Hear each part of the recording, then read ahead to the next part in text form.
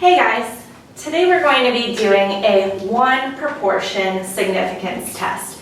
So we've seen this similar scenario before, a random sample of 60 Chagrin Falls High School teens, 32 of them claim that they prefer YouTube to live TV. But we have a new piece of information. YouTube claims that 60% of teens prefer YouTube to live TV. We want to know if Chagrin Falls teens differ from the others.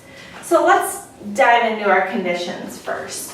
Random sample and 10% rule are still in play. Now the only thing that changes here, we have a claimed proportion.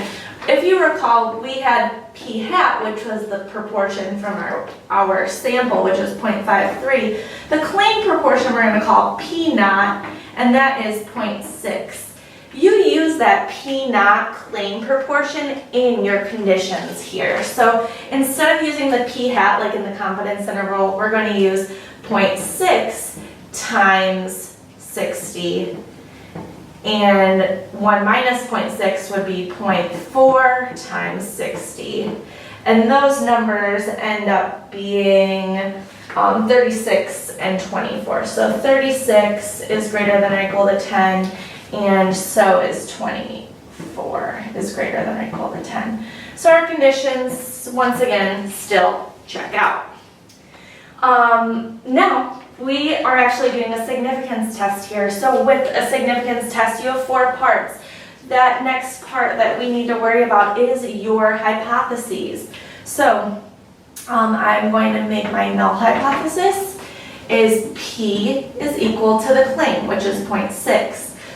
Your alternative hypothesis is going to be P is not equal to the claim, which is 0.6. We use not equals here because we're not given any direction and we just want to see if it differs or not.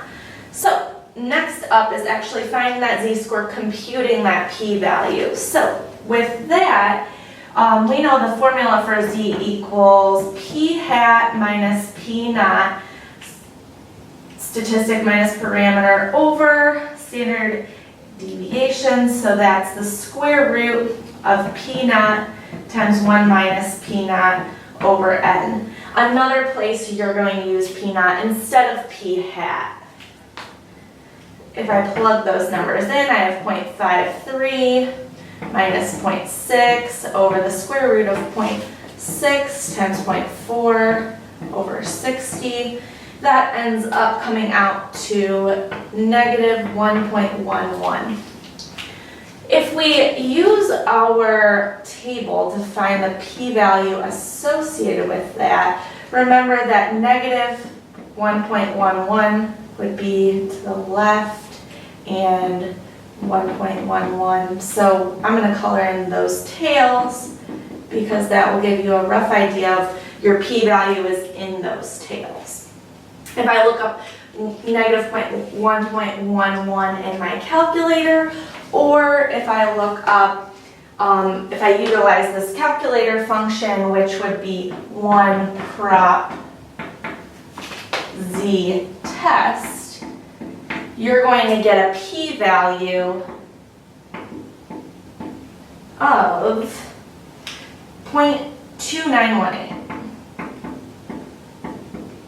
So we have a z-score of negative 1.11, a p-value of 0.2918. All we need is a conclusion now to answer this question. So in wrapping this up, we fail to reject H naught since P of 0.2918 is greater than what we usually set our alpha to, 0.05. That means we do not have evidence that Chagrin Falls teens differ from the teens that YouTube reported on. So that's your conclusion, and you're done.